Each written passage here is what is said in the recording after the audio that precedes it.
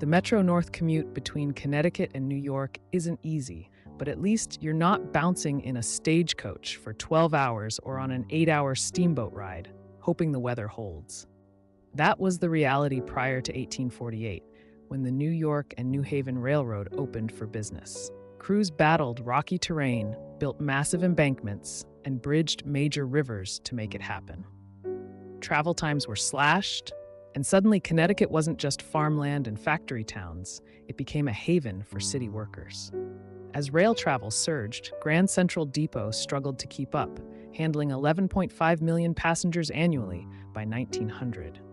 But the influx of steam locomotives choked tunnels with smoke, blinding conductors. After a deadly tunnel crash in 1902, the New Haven Railroad embraced electrification. Electric trains were safer, but also much faster and more reliable. With commuting times reduced, towns like Stamford, Greenwich, and Westport boomed, and the New Haven line became the backbone of suburban life. For decades, the railroad thrived, even offering bar cars, where commuters could unwind with a cocktail on the ride home, making the daily grind a little more civilized. But by the 1960s, highways were taking over, draining passengers from rail. A series of botched acquisitions, from New Haven's 1961 collapse to Penn Central's 1969 bankruptcy, left the system in ruins. Conrail's takeover only worsened the decline until Metro-North revived it in 1983. That's when everything changed. New trains, major upgrades, and a full restoration of Grand Central. And those red train cars?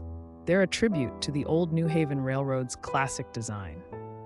Today, the New Haven line moves 125,000 people a day, keeping Connecticut connected to New York. And while the bar cars were phased out by 2014, and travel times have increased due to speed restrictions and aging infrastructure, it still beats the half-day trek commuters once endured.